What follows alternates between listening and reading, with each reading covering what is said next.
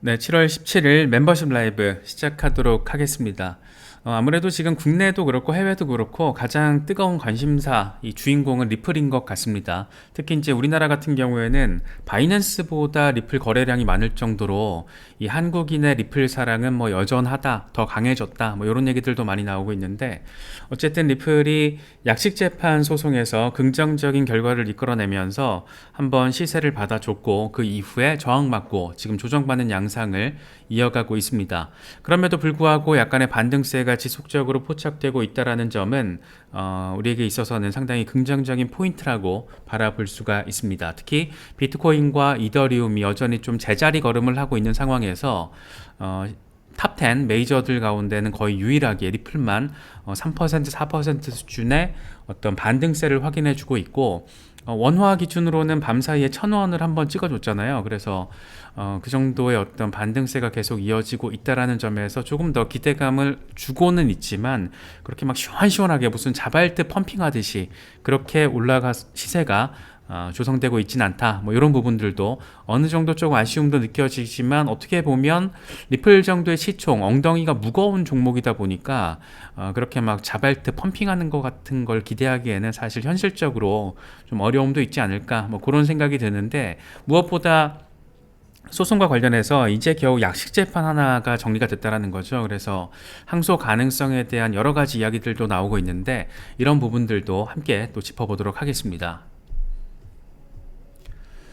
네, 일단 리플 시세와 관련해서는 뭐 일단 약식 재판 소송이 긍정적으로 나왔다라는 굉장히 큰 호재성 덩어리가 지금 주입되다 보니까 긍정적인 전망들, 전폭적인 전망들도 이어지고 있습니다. 다크 디펜더 같은 경우에는 이거 주간 차트거든요. 이 주간 차트에서 강력한 강세 흐름이 포착이 됐다. 0.89달러 주요 저항 라인을 돌파를 결국 하게 될 것으로 기대가 된다, 이렇게 얘기를 하고 있습니다. 그래서 만약에 1.67달러 위에서 3일 연속 종가 마감을 해준다라면 올타임 하이 기대할 수 있다. 그러니까 3달러 이상으로 날아갈 거란 얘기를 하는 겁니다. 이 날아가는 거 기다리시는 분들 좀 계시는 것 같은데, 이 날아가는 상황을 기다리기 위한 전제 조건은 1.67달러 위에서 3일 연속 종가 마감이라는 이런 부분들, 다크 디펜더 분석을 통해서 확인할 수가 있습니다. 근거는 한 세 가지 얘기를 하고 있어요. 일목균형에서 XRP가 그 위에 자리하고 있다는 거, 그리고 트렌드, 웨이브 트렌드도 긍정적인 흐름 보이고 있고, 무엇보다 MACD가 골든 크로스, 이 골든 크로스를 지금 보여주고 있다. 이렇게 세 가지 정도 상황을 보면 괜찮은데, 그래서 나는 강세 상황을 견지를 하고 있다, 이런 얘기도 덧붙이고 있습니다. 요즘에 1.67달러 얘기하는 사람들 많아요. 1.6달러 부근에 대해서 이쪽 뚫어내면은 좀 간다, 뭐 이런 얘기하는 사람들 많은데, 일단 뭐 가야지 가는 거니까 기술적인 분석은 말 그대로 기술적인 분석이다. 이 테크니컬한 기술적인 분석에 불과하다. 차트는 언제든지 악재가 덮치면 무너질 수 있다. 이런 부분들은 늘상 유념해 두셔야 한다는 점 강조해서 말씀드리고 싶고, 이럴 때 꼭 이렇게 1.67달러 이런 숫자만 기억하시면은 큰 코 다치실 수 있습니다. 그래서 신중하게 늘 접근하셔야 되고, 그 반대 상황도 늘상 함께 고려를 하셔야 된다는 점 말씀드리고 싶어요. 일단 다크 디펜더 같은 경우에는 단기적으로 좀 강세 전망을 이야기하고 있어요. 그래서 0.89달러 저항선 뚫어내면 1.73달러, 1.6달러에서 1.7달러대 여기까지 올라가고, 그 이후에 3.39달러가 가능하다. 언제? 8월쯤, 이런 얘기를 하고 있습니다. 그래서 다크 디펜더가 올해 시세 강세를 대놓고 강조했던 게 3월 말과 지금 8월이에요. 근데 3월 말은 적중시켰습니다. 이 3월 말에 소송에 대한 어떤 종료 기대감이 시장에 확 들어와 버리면서 그때 이제 펌핑을 했었잖아요. 그래서 3월 말에 XRP가 펌핑할 것이다, 급반등이 나올 것이다 라는 다크 디펜더의 전망은 나름 또 적중을 했고, 이번에는 근데 또 하나 제시하고 있는 게 8월에 3달러 돌파가 이루어질 것으로 내다보고 있다 라면서, 이런 굉장히 의미 있는 지금 반등 이야기를 하고 있습니다. 주간 차트에서 2018년부터 이어져 왔던 하락 추세 상단, 하락 트렌드 저항 라인을 지금 이제 뚫어주고 나면 간다 이런 얘기를 하고 있는 겁니다. 그 저항 라인의 지금 꼭대기 지점이 뭐냐면 0.89달러라는 거예요. 그래서 여기를 지금 저항을 이번에 맞았잖아요. 터치하고 나서 지금 저항을 맞아버렸잖아요. 그래서 이번에 다시 빠졌지만 여기서 반등을 해준다라면 날아갈 수 있다. 뭐 이런 얘기를 지금 하고 있는 겁니다. 과연 얼마나 이 밀어줄 수 있는 힘이 시장에 들어와주고 또 세력자본이 어떻게 대응을 해주느냐가 참 중요한 포인트인 것 같은데 그 부분은 우리가 알 수가 없으니까 어쨌든 뭐 차트적으로는 이런 해석이 가능하다라는 거. 특히 2018년부터 몇 년 동안 지속되어 왔던, 그러니까 700일 넘게 지속되어 왔던 트렌드 라인이 지금 뚫릴까 말까 한 상황이기 때문에 이런 부분들은 참고하시면 좋을 것 같고요. 역시나 이렇게 뭐 3.39달러, 중장기적으로 30달러 이런 긍정적인 숫자들도 있지만 여기 요 빨간색 이 지지라인으로 지금 지목된 0.55달러, 0.39달러 최악의 경우에는 0.39달러까지 빠질 수 있다는 겁니다. 기술적인 관점에서 바라봤을 때 물론 여기까지 가진 않을 거예요. 저는 그렇게 바라보고는 있는데 또 모르죠. 어떤 이상한 막 말도 안 되는 이상한 외부 변수 하나 들어와서 뻥하니 때려버리면은 답이 없으니까. 그래서 쭉쭉 막 던지는 물량 나오면 어떻게 될지 모르겠으나 전반적인 분위기는 이쪽보다는 그래도 여기서 헤매더라도 여기서 헤매지 않을까, 요 부근 어딘가에서 헤매지 않을까, 뭐 그런 생각이 좀 들긴 합니다. 개인적인 생각이에요. 코인스키드 같은 경우에 좀 재밌는 얘기를 했어요. 이게 지난 2월에 분석을 한 거거든요. 그래서 지금 이게 12개월 차트, 연간 차트예요. 덩어리 하나가 1년 차트입니다. 2017년, 8년 넘어갈 때 엄청 올랐죠. 근데 지금 그때부터 이 대칭삼각 패턴이 지금 페넌트 패턴이 형성되고 있는데 이번에 여차하면 올해가 될지 내년이 될지 언젠가 뚫어내면 요 비율만큼 프랙탈 비율을 따졌을 때 요 비율만큼 반등을 해주면 69달러가 된다라는 겁니다. 그래서 뭐 예를 들어서 2023년에 갑자기 급반등을 할 수도 있겠죠. 어떤 긍정적인 재료가 또 막 들어와 준다거나 XRP에 대한 글로벌 채택이 가속화되거나 아니면 리플이 정말 IPO 선언을 하면서 뭔가 긍정적인 분위기가 조성이 되고 IPO에 투자에 참여하고 싶다라는 월가의 거물들, 브랜드가 분명한 어떤 잠재적인 투자자들이 빠바바바방 막 등장을 해준다라면 아마 갈 겁니다. 근데 그렇게 되는 시점이 올해가 될지 내년이 될지 후년이 될지 모르는 거예요. 그래서 차트적인 기준으로는 2025년이나 2026년의 차트가 완성이 될 수도 있는 거고 밑으로 빠질 수도 있는 거고 모릅니다. 하지만 우리는 좀 긍정적으로 바라봤을 때는 튕기더라도 한 2025년이나 2026년에는 날아갈 수가 있는데 프랙탈적인 관점에서는 69달러가 가능하다라는 얘기를 코인스키드라는 나름 XRP에 대해서는 조금 긍정적인 입장을 견지해왔던 분석가가 영국 사람이거든요. 이렇게 얘기를 했던 겁니다. 그런데 이번에 리플 소송 결과가 나오고 나서 요때 2월달에 얘기했던 거를 가지고 와서 이런 얘기를 합니다. 나는 요게 되진 않을 것 같아. 이 목표 지점이 충족되진 않을 것 같아. 하지만 나는 1.618달러에서 뭐 팔긴 하겠지만 다 팔진 않을 거야. 이런 얘기를 하거든요. 그러니까 좀 남겨두겠다는 겁니다. 왜? 혹시 몰라서. 예, 좀 약간 그러니까 분석하는 사람들도 야 이게 이때만큼 과연 지금 유동성 장세가 펼쳐질 수 있을 것이냐에 대해서 지금 갸우뚱하다라는 거죠. 왜냐하면 지금 세계 경기 침체 이슈, 미국 상황 간단치 않아요. 미국 상황도 간단치가 않고 이 부채로 유지되고 있는 지금 경제 시스템이 뭐 미국, 우리나라도 마찬가지고 우리나라도 지금 막 돈 빌려가지고 경제 시스템 유지하고 있잖아요. 이번에 113조인가 뭐 빌렸잖아요. 그래서 그런 거 보면 지금 상황이 되게 어렵다 뭐 이렇게 지금 바라볼 수가 있는데 이 경기 침체 상황이라는 거, 경기 침체가 가속화될 수 있는 상황이라는 거, 시중에 돈이 말라붙어 있는 상황이라는 걸 고려를 하면 이런 거는 조금 어렵지 않을까 이런 생각도 할 수 있는 거죠. 물론 이 사람이 그런 걸 염두에 두고 나는 내가 했던 2월에 제시했던 69달러 랠리 전망을 충족시키지 않는다라고 말을 하는 게 지금 글로벌 경기 침체 내지는 경기 침체 가능성 내지는 부채 경제에 대한 우려 이런 거를 고려를 해서 요게 안 될 것 같아 라고 얘기를 하는지 안 하는지는 알 수가 없죠. 다만 요때처럼 정말 강하게 밀어붙일 힘이 지금 단계에서 지금 어떤 거시경제 환경에서 가능할 것인가, 뭐 페페코인 날아가듯이 밀어 올리듯이 그런 게 XRP에 가능할 것인가, 갸우뚱할 수 있는 부분들이 거시경제적인 환경을 통해서라도 생각해 볼 수 있다는 겁니다. 그래서 우리 역시 개미 투자자들 입장에서는 힘이 없잖아요. 힘이 없기 때문에 이런 분석들 내지는 지금 거시경제 환경 이런 것들도 좀 감안을 해서 대응을 하시는 것도 필요하지 않나 뭐 이런 생각이 듭니다. 쉽게 말하면 단기간에 막 펌핑 안 나온다라는 말씀을 지금 드리고 싶은 거고, 이런 사람들도 지금 그런 얘기 하고 있는 거예요. 그래서 너무 나이브하게 소송 종료됐다라고 막 XRP 막 뭐 10달러 20달러 뭐 이게 아니라는 겁니다. 10달러까지만 해도 지금 1000%가 넘는 상승률이에요. XRP 같은 이 큰 시총 종목이 1000% 랠리를 단기간에 하기는 어렵습니다. 저희가 왜 삿포로 컨퍼런스의 어떤 목표 지점을 10달러로 세웠겠어요. 그만큼 그게 어려운데 가능할 것 같긴 하다. 다만 시간이 오래 걸릴 수는 있다. 그런 어떤 비전적인 부분과 현실적인 부분에 나름 타협을 한 게 제가 제시드린 게 10달러였거든요. 10달러까지 전 갈 거라고 믿어요. 그런데 시간이 더 오래 걸릴 수도 있다라는 것도 인지하고 있습니다. 그래서 무리하게 들어가진 않아요.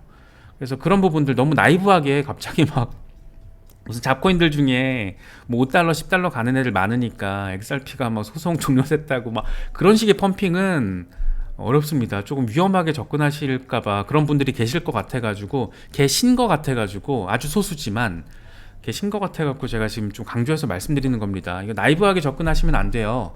특히 XRP처럼 굉장히 어려운 종목은 좀 어렵습니다. 그냥 그렇게 막 벼락부자를 꿈꾸시는 분들은 차라리 민코인을 잘 알아보세요. 페페코인 같은 거 잘 고르면 뭐 3주 만에 막 억만장자, 조만장자 되고 그러니까 그런 게 낫지, XRP를 통해서 그런 거를 기대하시기는 단기간에는 좀 어렵다. 뭐 저는 그렇게 바라보고 있습니다. 지금 소송 약식재판 명령이 나온 이후에 가장 지금 핵심적인 화두가 되고 있는 거는 항소 여부입니다. 항소. 과연 SEC가 항소를 할 것인가? 리플로서는 항소할 이유가 없죠. 리플은 항소할 가능성이 현저히 낮습니다. 지금 상황에서 그냥 쇼부 치는 거죠, 쉽게 말하면. 근데 SEC 같은 경우에는 지금 막 열받을 수가 있거든요. 그래서 존 리드 스타크라는 이 SEC 출신이에요. 전 SEC 인터넷 집행국장인데 이런 얘기를 합니다. 이번 리플 판결은, 약식재판 판결은 번복될 가능성이 있다. 이 문제가 있는 판결이다. 뭐 이렇게 조금 듣고 있지 않니 좀 짜증날 수 있는 그런 얘기를 합니다. 그래서 이 같은 토큰이 어떤 때는 증권이고 어떤 때는 증권이 아닐 수 있다라는 판결인데, 이거는 개인 투자자가 법적 보호를 받을 수 없는 상황을 만들 수 있다.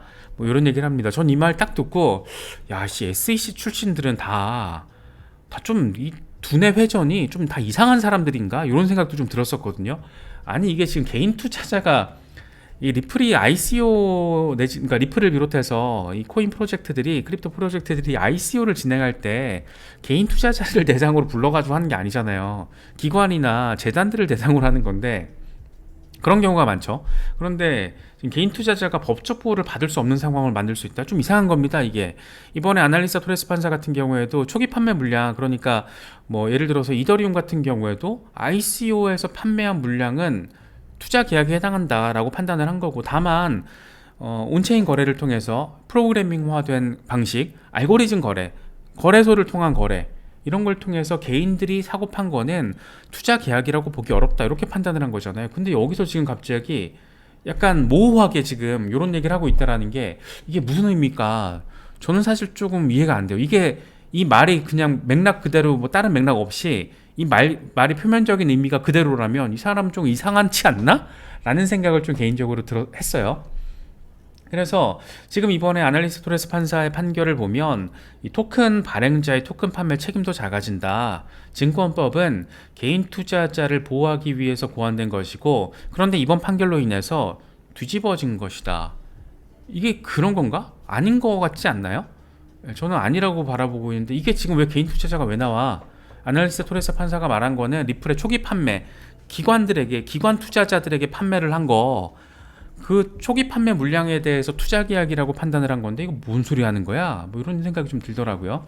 그러면서 이런 얘기를 해요. 만약에 항소가 이루어진다라면 이번 판결은 번복될 가능성이 그래서 존재하는 거고, 그렇기 때문에 SEC는 반드시 항소할 것이다. 진짜 딱 SEC 출신들은 머릿속에 어떤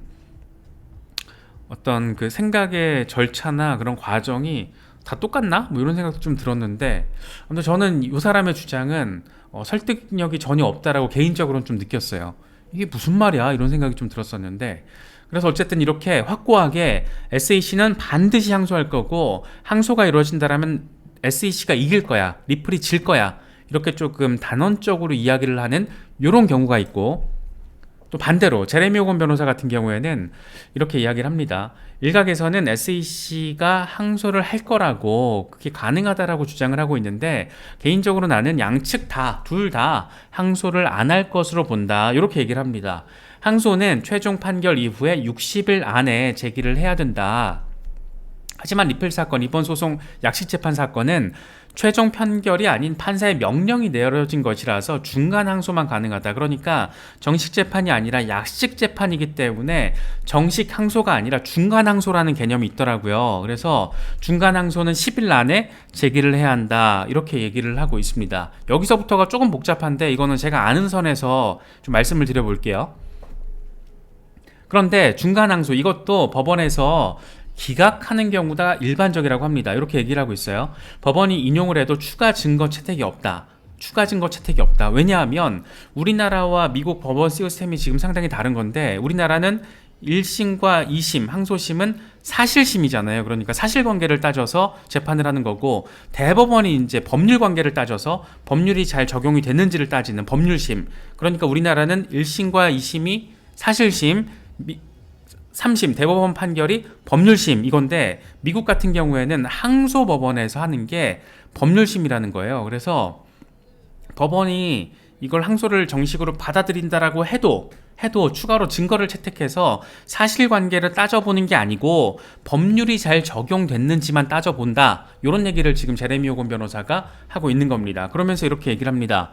토레스 판사는 스스로 이게 만약에 판결 논란이 많거나 즉각적인 검토가 필요하다라고 본인 스스로가 생각을 했다라면 항소법원에 이거를 재판 검토를 요청했을 것이다. 그러니까 본인이 딱 봤을 때 이게 약식재판거리가 아니고, 이거 논란거리가 많은 것 같은데 약식재판에서 다룰 게 아닌데, 그러면 아예 그냥 항소법원에 퉁쳤을 거란 얘기를 하고 있는 거예요. 그런데 토레스 판사는 상급법원의 판결을 미루지 않았다, 퉁치지 않고 이건 SEC 항소를 법원이 기각할 가능성이 크다라는 의미다. 그러니까 토레스 판사한테 중간 항소를 했을 때 이걸 토레스 판사가 받아들이고 토레스 판사가 항소법원에 이제 항소를 요청하는 건데, 토레스 판사 선에서 기각을 할 거라는 거죠. 항소를 했을 거면 토레스 판사가 상급법원에 퉁쳤을 거라는 거예요. 근데 퉁치지 않고 토레스 판사가 자체적으로 이번에 나름의 논리를 만들어서 기준에 따라서 판결을 한 거잖아요. 그렇기 때문에 기각 가능성에 대해서 지금 제레미 호건 변호사는 이야기하고 있는 겁니다. 특히나 중간 항소 같은 경우에는 자동적으로 허용되는 것도 아니고 SEC든 리플이든 지금 항소 권리도 없는 상황이다. 따라서 최종 판결, 정식 재판으로 가서 최종 판결이 내려진 뒤에 만약에 정식 재판이 된다라면 이제 내년에 재판 이후에 이의 신청을 통해서 제기를 할 수 있는 거다. 이의 신청을 해서 토레스 판사가 판단을 해서 필요하다라면 항소법원에다가 요청을 하는 거다. 뭐 이런 얘기를 지금 하고 있는 걸로 보입니다. 제가 지금 드리는 말씀은 저도 위키피디아 통해서 지금 막 찾아보고 한 거예요. 저도 미국 법률과 관련해서 내지는 한국 법률과 관련해서 변호사 자격증이 없는 사람이기 때문에 저도 상식선에서 좀 찾아본 거를 스터디한 걸 지금 말씀드리는 거지, 변호사 수준의 어떤 법률 지식을 공유해 드리는 게 아니라는 거 아실 거예요. 그래서 미심쩍거나 조금 뭔가 제가 드린 말씀이 지금 빈틈이 있는 것 같다, 이런 부분들은 좀 찾아보시면 좋을 것 같고, 혹시라도 저희 구독자분들 중에 미국 변호사 자격증이나 한국 변호사 자격이 있으신 분들은 보충이 필요한 부분이 있다라면 저희 메일로 좀 알려주시면 제가 또 영상을 통해서 공유를 해드리도록 하겠습니다. 그래서 어쨌든 제레미 호건 변호사는 항소 자체가 안 된다, 지금 이런 얘기를 하고 있는 겁니다. 특히나 이제 SEC는 최종 판결 뒤에 항소를 강행할 수 있는데, 이 토레스 판사가 사건 관련 기록물을 다 검토를 했기 때문에 승소 자체를 기대하기가 어렵다. SEC 입장에서는 항소를 통한 득보다 실이 더 많다. 이게 만약에 패소할 경우에는 불리한 판례가 하나 생기기 때문이다. 그래서 내가 생각하기에는 SEC도 리플도 둘 다 항소 절차를 거치지 않을 것으로 보인다. 항소 요청을 하지 않을 것으로 보인다. 이런 얘기를 지금 하고 있는 거예요. 이렇게 넘어갔으면 좋겠는데 또 봐야겠죠. 존 디튼 변호사 같은 경우에는 이런 얘기를 합니다. SEC가 만약에 항소를 한다라면 이 결과가 나오는데 2-3년 정도, 그러니까 토레스 판사가 받아들이고 이거 항소를 받아들이고 이걸 항소법원에서 법률심을 진행한다라고 해도 그게 2년에서 3년 정도 걸릴 거라는 거예요. 그래서 판결이 뒤집힐 거라는 예측과 지금 SEC가 항소를 포기하는 예측이 막 이렇게 팽팽하게 맞서고 있는 상황인데, 항소를 하더라도 시간이 너무 오래 걸린다 이런 얘기를 하고 있습니다. 그래서 지금 가장 중요한 거는 항소심으로 가면 판결이 나오는데 오랜 시간이 걸린다는 것이고, 그렇기 때문에 그 전까지 법적 구속성을 갖는 유일한 판례는 이번 판결이라는 거다. 그러니까 초기 판매 물량, 기관들을 대상으로 한 초기 판매 물량은 투자 계약에 해당하기 때문에 증권이고, 프로그래밍화된 방식이나 알고리즘을 통해 판매된 방식, 다시 말해서 2차 시장 등을 통해서 판매된 방식은 투자 계약으로 보기 어렵다, 비증권이라는 거다. 요게 지금 어떤 항소심 판결이 나오기 전까지 법적 구속성을 갖는 유일한 판례가 될 것이다, 이런 얘기를 지금 하고 있는 거예요. 네. 제가 드리는 말씀이 조금 이해가 되시나요? 지금 굉장히 좀 복잡한 내용들이 있어가지고 저도 요거를 머릿속으로 좀 정리를 하는데 오늘 좀 시간이 필요하더라고요. 그래서 저는 저 나름대로 좀 이해한 부분들을 말씀을 드렸는데, 어쨌든 뭐 정리를 하면 항소라는 게 지금 간단치 않은 상황이고, 이게 또 약식 재판 결과이고, 토레스 판사가 항소법원에 아주 복잡하고 논란이 많이 되는 거였으면 토레스 판사 스스로가 항소법원에 요청을 했을 거다. 요런 게 또 우리로서는 알 수 없는 포인트인데, 이거를 제레미 호건 변호사가 또 짚어주니까 저는 조금 이해가 되더라고요. SEC가 항소를 안 할 가능성도 있겠구나. 그러니까 아까 존 리드 스타크처럼 SEC 출신 인사가 이야기한 것처럼 항소를 반드시 하고 SEC가 반드시 이긴다, 이렇게 굉장히 단언적으로 이야기를 한 부분은 이게 리플을 지지하기 때문이 아니고 좀 객관적으로 보더라도 그렇게 설득력이 있게 느껴지진 않았습니다. 그런데 저는 이번에 이 제레미 호건 변호사가 얘기한 부분들이 조금 설득력 있게 들리는데, 과연 SEC가 어떤 결정을 내릴지, 이게 좀 지금 관건이잖아요. 관건인데 지금 SEC 상황이 그렇게 간단치가 않아요. 왜냐하면 지금 SEC가 하나 더 때려 맞을 가능성이 있거든요. 그게 뭐냐면 지금 그레이스케일과 진행하고 있는 이 GBTC의 비트코인 현물 ETF 전환 소송, 여기서 지금 법정에서 지금 진행되고 있는 분위기가, 아니 왜 전환이 안 되는 거냐라고 SEC를 질책하는 멘트가 많았다라고 합니다. 그렇게 지금 내용들이 전해지고 있어요. 그래서 만약에 SEC가 이번에도 그레이스케일과의 싸움에서도 패소 내지는 패소에 가까운 상황의 결과를 맞이하게 된다면 SEC는 사실상 이제 리플 약식 재판에 이어서 2연타로 때려맞게 되는 거고, 이 규제권, 암호화폐 규제와 관련해서 큰 목소리를 대기 어려울 거다, 이런 얘기가 많죠. 그게 상식적으로 논리적으로 우리가 추론할 수 있는 부분이고, 그래서 지금 그레이스케일 사건 변수가 또 하나 있기 때문에 SEC가 자칫 열받는다고 예전처럼 막 막무가내식으로 집행을 통한 규제 방식, 이걸로 막 몰아붙이기에는 지금 부담이 상당히 될 수 있는 상황입니다.